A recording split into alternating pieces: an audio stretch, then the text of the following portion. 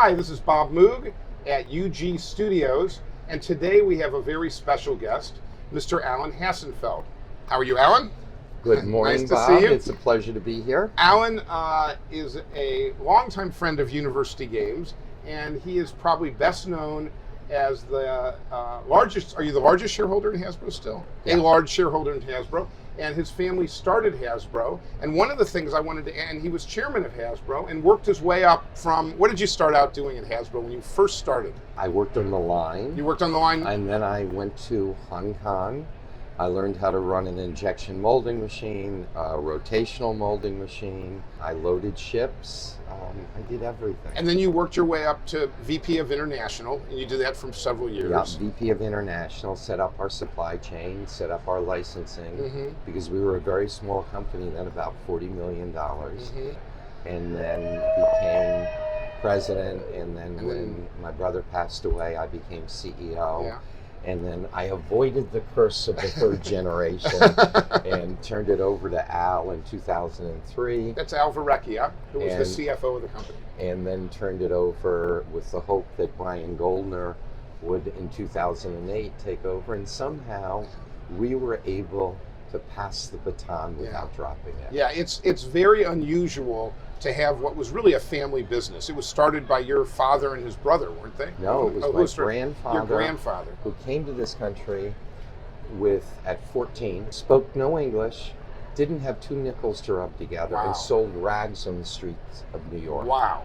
That's how we started. You started selling rags. There's a book now, Kid on the Block, and I really wanted, many times when I address the Hasbro people today, many of them come into a $5 billion company, and they have no idea who set the table for them. And I'm one of those people that loves the industry and loves the history, and I want them to understand, to have the humanity, the humility that this company has always had. So I spend most time on culture and the ethics. And you really saw the shift, because when you started, it was a small company. What number would Hasbro have been in the industry? Was it even a top 10 company when you started when it was in the 60s? It was a time in the toy industry where the toy industry was made of good companies, but they were family companies, whether it was Mattel, whether it was Transagram, whether it was Fisher-Price. We've gone through so many iterations, and there are very, very few families that still are in the business today. I know. It's really, we talked with Rick Woldenberg, who has Learning Resources, and that's a family business, and he's third generation like you were, and he shared some of the same things, that when you're third generation, that is the curse. That's when the thing goes under, and you survived that. How nervous were you? Al Verrecchia was a transitional CEO, but Brian's really the next one outside of the family. First of all, I hired Brian in 2000. He was a young, up-and-coming whippersnapper. Yeah. And I loved what he was doing. So when I planned my own demise in going to Al, it was understood that we were going to mentor Brian. I had no fears. So you recognized him that early, that he was the guy. I did. And one of the things as a company gets larger, you must spend time doing is succession planning. Who's, not because someone doesn't do their job right, but if you're hit by a bus, who's going to run it? And I'm just so proud because everything that my family believed in, our team has continued. Because remember, we all talk about the wonderful games we have or the wonderful product we have, but what's the most important asset any company has? The people. It's people. And as long as you take care of your people, you'll get great ideation. Do you think one of the differences between Hasbro and other companies, let's take Mattel as an example, is that the three generations of Hassenfelds and you making a big effort to keep a family feel in that company distinguishes it from Mattel that has more of a corporate feel? And there's advantages to both, but do you think that that's one of the things you're proudest of in terms of Hasbro's culture? I think we're able to keep our people. We do so many different things. And look, philanthropically.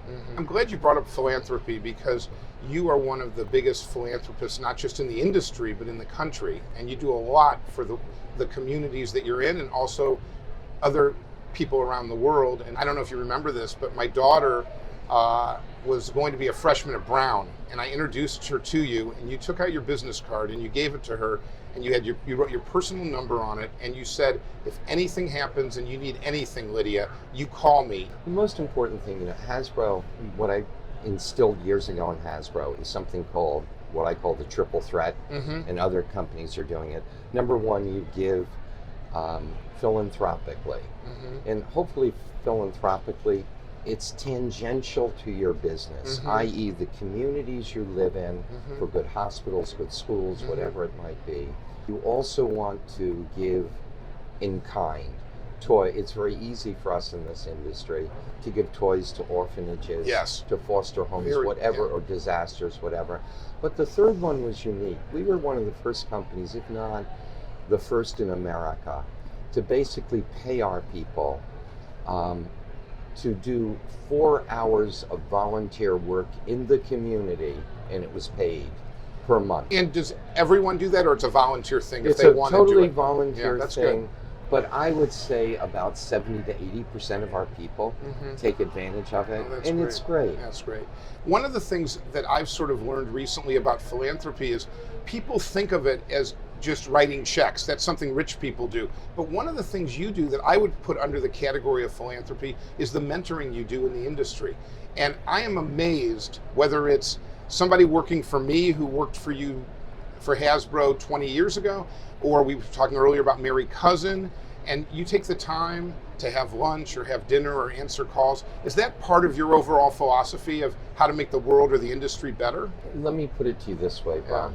When we were a $30 million company not making money, and we were in the mud, there were people that gave us a hand without asking any questions. And so what I try and tell people, never forget where you came from. Never burn bridges. Talk to anyone. Try and be helpful if you can. Okay, now I have the real Bob Moog question. What advice could you give to me for University Games? Because I think what Hasbro did was a lot of acquisitions between 80 and 92.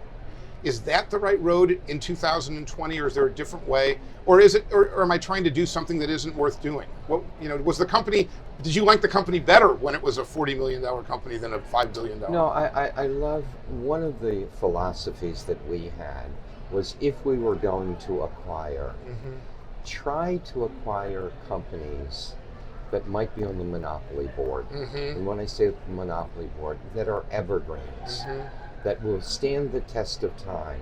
But even, as we reinvent, reimagine Monopoly every year, Guess Who every year, Battleship every year, how do you make things remain current? And so we were very fortunate in the sense that as we acquired what's today probably the most important thing, and people don't realize. We acquired content. Look at the platforms. There's so much you can do. I mean, and if you take Hasbro of today, look at Dungeons and Dragons, look at Magic the Gathering. You have books and you have so much content that now what we're trying to do is obviously put it up on the internet, obviously e-gaming, movies. There is so much there. The most important, I think, is you want to take a look at what you're doing is, how do you take and not try and be all things to all people, but take a couple of your major products or content and put them on the monopoly board and make them, and even create, what's really important today is storytelling. Also forming partnerships with people at times. University Games has such a wonderful reputation, and what you've built is amazing. This is the first time you've ever said that. You usually are making fun of my company, so I'm glad to hear you say something about it having a good reputation. Hey, look, the one game that didn't sell is when you asked me if you could use me as a card. That's right. Beat the Experts. Yeah. You helped. You were great, and you helped us with our game, Beat the Experts. And you're right. And this is so nice of you to do this with us and be part of the launch of UG Studios. I remember years ago, probably the early '80s, when we were dealing with ColecoVision, when Mattel had in television. You had Atari. And I remember everyone saying, oh, board games are going to die. If anything, board games today are becoming more and more important because in basic board games, we're bringing people together. Yes, you can play Monopoly on the phone or on this or that platform, but there's nothing like cheating in front of the other person. Exactly. Thank you so much, Alan Hassenfeld from Hasbro. Have a good toy fair. Yeah, thanks.